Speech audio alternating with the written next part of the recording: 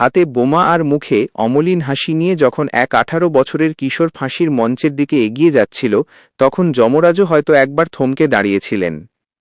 নমস্কার দর্শক বন্ধুরা, এডুভাই স্টুডিওতে আপনাদের সবাইকে স্বাগত জানাই। যদি আপনি দেশপ্রেম, বীরত্ব আর ইতিহাসের অজানা রোমাঞ্চকর গল্প শুনতে ভালোবাসেন, তবে আমাদের এই চ্যানেলটি এখনই সাবস্ক্রাইব করে পাশে থাকা বেল আইকনটি প্রেস করে রাখুন, যাতে একটিও দেশপ্রেমের কাহিনী আপনার মিস না হয়। আজ আমরা এমন এক বীরের গল্প শুনব, যার নাম শুনলে আজও প্রতিটা ভারতবাসীর রক্ত গরম হয়ে ওঠে। তিনি আর কেউ নন, ভারতের স্বাধীনতা সংগ্রামের সর্বকনিষ্ঠ শহীদ ক্ষুদিরাম বসু। 1889 সালের 3 ডিসেম্বর মেদিনীপুরের মৌবনী গ্রামে যার জন্ম। শৈশবেই বাবা মাকে হারিয়ে দিদি অপরূপা দেবীর কাছে মানুষ হওয়া এই ছেলেটি ছোটবেলা থেকেই ছিল প্রচণ্ড ডানপিটে আর সাহসী। কিন্তু এই সাহসের পেছনে যে আগ্নেয়গিরি লুকিয়েছিল, তা ব্রিটিশরা ঘুণাক্ষরেও টের পায়নি। 1905 সালের বঙ্গভঙ্গ আন্দোলন যখন সারা বাংলায় আগুনের মতো ছড়িয়ে পড়েছিল, কিশোর ক্ষুদিরামের মনেও তখন জ্বলে উঠেছিল স্বাধীনতার তৃষ্ণা। তিনি বুঝতে পেরেছিলেন, কলম আর বক্তৃতায় কাজ হবে না, অত্যাচারী ব্রিটিশদের উপযুক্ত জবাব দিতে হবে তাদেরই ভাষায়। মেদিনীপুরের গুপ্ত বিপ্লবী সমিতির সংস্পর্শে এসে ক্ষুদিরামের জীবন পুরোপুরি বদলে যায়। মাত্র 15 বছর বয়সে তিনি বিলিতি পণ্য বর্জনের আন্দোলনে যোগ দেন এবং পুলিশের চোখে ধুলো দিয়ে বিপ্লবীদের ইশতেহার বিলি করতে শুরু করেন। কথিত আছে, একবার এক মেলায় রাজদ্রোহমূলক লিফলেট বিলি করার সময় পুলিশ তাঁকে পাকড়াও করতে এলে তিনি সেই পুলিশকর্মীর নাকে এক ঘুষি মেরে পালিয়ে গিয়েছিলেন। সেই শুরু। এরপর থেকে ক্ষুদিরাম ব্রিটিশদের কাছে এক মূর্তিমান আতঙ্ক হয়ে দাঁড়ান।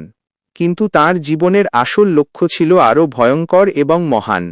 তৎকালীন ব্রিটিশ ম্যাজিস্ট্রেট কিংসফোর্ড, যিনি ভারতীয় বিপ্লবীদের ওপর নিষ্ঠুর অত্যাচার চালানোর জন্য কুখ্যাত ছিলেন, তাকে হত্যার দায়িত্ব এসে পড়ে ক্ষুদিরাম এবং প্রফুল্ল চাকির ওপর। শুরু হয় এক রুদ্ধশ্বাস পরিকল্পনা। কিংসফোর্ডকে তখন নিরাপত্তার খাতিরে বিহারের মুজাফফরপুরে বদলি করা হয়েছে। ক্ষুদিরাম আর প্রফুল্ল চাকি সেখানে ছদ্মনামে আস্তানা গাড়েন এবং দিনের পর দিন কিংসফোর্ডের গতিবিধির ওপর নজর রাখতে থাকেন। সেই দিনটি ছিল 1908 সালের 30 এপ্রিল। মুজাফফরপুর ক্লাবের গেটের কাছে অন্ধকারের মধ্যে ওতো পেতে বসেছিলেন দুই কিশোর বিপ্লবী। যখনই একটি ঘোড়ার গাড়ি গেট দিয়ে বের হল, ক্ষুদিরাম নিখুঁত নিশানায় বোমা ছুঁড়লেন। এক বিকট শব্দে চারদিক কেঁপে উঠল। ক্ষুদিরাম ভাবলেন কাজ হাসিল হয়েছে, কিন্তু নিয়তির এক নিষ্ঠুর পরিহাসে সেই গাড়িতে কিংসফোর্ড ছিলেন না, ছিলেন দুজন ইউরোপীয় মহিলা, মিসেস ও মিস কেনেডি। দুজনেই মারা গেলেন, আর শুরু হল এক মহাকাব্যিক পলায়ন পর্ব। ক্ষুদিরাম সেদিন রাতে প্রায় 25 মাইল পথ খালি পায়ে হেঁটে ওয়াইনি স্টেশনে পৌঁছেছিলেন। ক্লান্ত এবং তৃষ্ণার্ত ক্ষুদিরাম যখন একটি দোকানে একটু জলের জন্য দাঁড়ালেন, তখন সেখানে ওতো পেতে থাকা দুই পুলিশ কনস্টেবল তাঁকে সন্দেহ করে। পালানোর চেষ্টা করেও শেষ রক্ষা হল না, পুলিশের হাতে ধরা পড়লেন এই অকুতোভয় তরুণ। অন্যদিকে তার সাথী প্রফুল্ল চাকি ধরা দেওয়ার আগে নিজের রিভলভার দিয়ে নিজেই নিজেকে শেষ করে দিলেন। কিন্তু ক্ষুদিরাম? বিচারের কাঠগড়ায় দাঁড়িয়েও তিনি ছিলেন শান্ত এবং অবিচল। যখন বিচারক তাঁকে ফাঁসির দণ্ডাদেশ শোনালেন, তখন ক্ষুদিরামের মুখে ছিল এক অদ্ভুত হাসি। বিচারক অবাক হয়ে জিজ্ঞেস করেছিলেন, তুমি কি জানো তোমার ফাঁসি হবে? ক্ষুদিরাম উত্তর দিয়েছিলেন, হ্যাঁ জানি, আমি শুধু অবাক হচ্ছি যে বোমাটা আমি তৈরি করেছিলাম সেটা কতখানি শক্তিশালী ছিল তা আপনি জানতে চাইলেন না। 1908 সালের 11ই আগস্ট। ভোরের আলো তখনও ফোটেনি। মুজাফফরপুর জেলখানার ফাঁসির মঞ্চ তৈরি। ক্ষুদিরাম ধীর পায়ে এগিয়ে চললেন। তাঁর হাতে ছিল শ্রীমদ্ ভগবদ্গীতা আর মুখে ছিল বন্দে মাতরম ধ্বনি। যখন তার গলায় ফাঁসির দড়ি পরানো হল, তখনও তার দুচোখে ছিল এক অদম্য জেদ আর মুখে সেই চিরকালীন অমলিন হাসি। মাত্র 18 বছর 8 মাস 11 দিন বয়সে তিনি নিজেকে উৎসর্গ করলেন ভারত মাতার চরণে। তাঁর এই আত্মত্যাগ সেদিন সারা বাংলার কিশোর আর যুবকদের মনে যে স্ফুলিঙ্গ জ্বালিয়ে দিয়েছিল, তা থেকেই পরবর্তীতে তৈরি হয়েছিল ভারতের স্বাধীনতার দাবানল।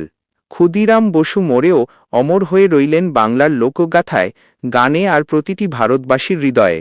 ক্ষুদিরামের এই বীরত্বগাথা আমাদের মনে করিয়ে দেয় যে স্বাধীনতার মূল্য কতখানি রক্ত আর আত্মত্যাগের বিনিময়ে দিতে হয়েছে।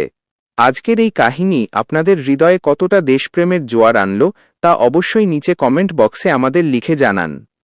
ক্ষুদিরামের কোনো সাহসিকতার কথাটি শুনে আপনার সবচেয়ে বেশি গর্ববোধ হল?